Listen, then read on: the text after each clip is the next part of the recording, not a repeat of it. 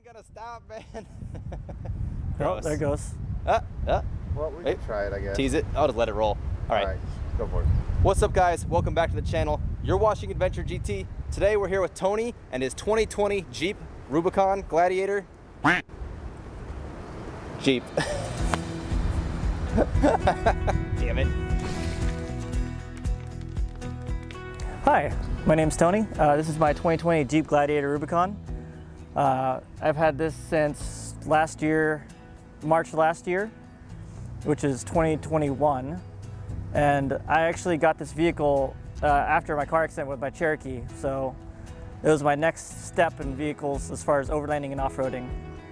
With the Cherokee, I was overlanding and off-roading, and it was kind of compact space, but the Gladiator gave me the ability to put a rooftop tent on the back of it so I can sleep, and extra storage in the back versus a Wrangler, where if I were to off-road that, the higher center of gravity would become an issue on trails. I picked the Rubicon because I do off-road, and I do use the lockers, the disconnecting sway bars, and the crawl ratio on top of that. The other model doesn't have that unless you get like a Willys, which has just a limited slip. So I needed the front and rear locker and the crawl ratio. Okay. Do you happen to remember the factory tire size? We do see you have some 33s. So these are the factory size is 33s. What are these? These are 37s. They're the smallest I could get away with for off-roading.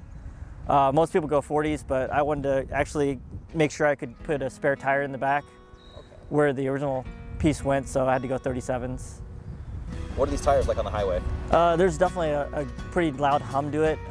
You can still talk on the phone, you can still listen to the radio, but you're set to about 20 as far as the volume control, so it's pretty loud. Just turn it up until you can't hear the tires anymore? Yeah, pretty much. And that's another option, that you took the hard top over the soft top, or does the Rubicon even come with the soft top? You can put a soft top or a hard top on it, but for me, since I travel so much, I don't really drive with the top down that often. So, including the tires, your interior road noise is It's still pretty bad, because you can still hear the wind noise through the pillars, especially when you're in Utah and you're speeding 85 miles an hour. It's very noticeable. The mods that I've done were in anticipation for 37-inch tires as far as off-roading mods. So I had to put a 2-inch spacer lift in the front and then a leveling spacer kit in the rear, which was like $100.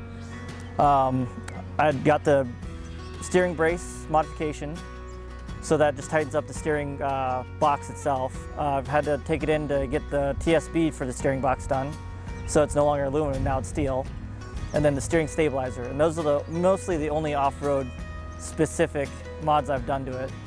As far as overlanding, I do have a mid-rack on it, high lift jack to change the tire, which is kind of dangerous, but you gotta practice with it.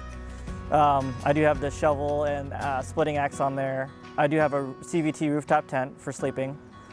In the back I do have a jerry can for 5 gallons. That won't take me very far, but hopefully to a gas station. And then when we get in the interior, I did have a fridge, but that went bad, so I'm kind of saving up for a new fridge. What model was that fridge? It was just a really cheap $200 Amazon fridge. Okay, gotcha. So now I'm looking at like the $1,000 ones, and just it's astronomically expensive. So off-road and overlanding in general, not a cheap hobby. It's not. Oh, it can be. I mean, you can technically do it in a Civic. As long as you're getting out there, that's the main thing. Just don't overdo the capabilities of your Civic unless it's modified. When I was Washington overlanding up there, I came across a guy that had wrecked off the mountain. So we had to use my first aid kit on him. And then you guys actually see it or just come upon it? We came upon it. We got him out of the vehicle because it was kind of hanging precariously. But he had head lacerations, but we got it all figured out, fixed up, and then I'd call 911 because all the fire stations are all volunteer only. So all of them were empty. So we found out we had to call 911. It's like, always expect something crazy when you're out wheeling about. Yeah. It's like unexpected things happen all the time. Plan goes off the rails. That's why I carry the first aid kit. I have Benadryl, Advil in it, just for normal occasions on top of what it comes with. So. All right. Did we touch on all your overlanding mods? Does that sleep 3 people comfortably? It does sleep 3. I do have a cell phone booster as well. I do, and then on the back of my chair, I actually have a jump pack that's always charged, because you never know what might happen. I'm still under 60. So that's with including the price of the vehicle, luckily, which is, yeah, well, I bought a lot of things secondhand, so I don't buy new often. The tires are pretty much the only new piece of gear I bought for it. Is that a stock bumper, or is that a mod that you've done? It's a modified bumper because I hit that deer, so I put on a steel bumper that I figured if I hit a deer, it'll go underneath the vehicle. So what you're saying is you definitely hit a deer, not a coyote? Yes, but funny enough, the Cherokee I also had the same sticker, and that was from Redbird Off-Road Park. So the Jeep dealership was giving me a little bit of a crap about it because they're like, it's literally in the same spot. I was like, yeah, I know. This one's a deer and not off-road damage. Your future mods and your future plans. You said you were going to get a winch down the road. What else you got going on? That lights, maybe a snorkel, just for better miles per gallon. Eventually, I'll probably end up putting a supercharger in it because the weight of the vehicle, it just gets better performance, better gas mileage out of that. So you can actually feel all these mods when you're. Yeah, the weight starts getting down on it. I mean, eventually I'll do all suspension, but I'm going to end up doing the supercharger. That's going to be the biggest thing first. Price too, huh? It's probably going to be like 10 grand. What is your honest review for this vehicle? It's really dependent on the person and what they're going to do, because overlanding is such a broad term. Like I said, you can overland in a minivan. You don't need a Rubicon to overland, to overland that style. But if you're going to actually off-road, it's a pretty nice option. But there's brand new options like the Bronco as far as off-roading and overlanding.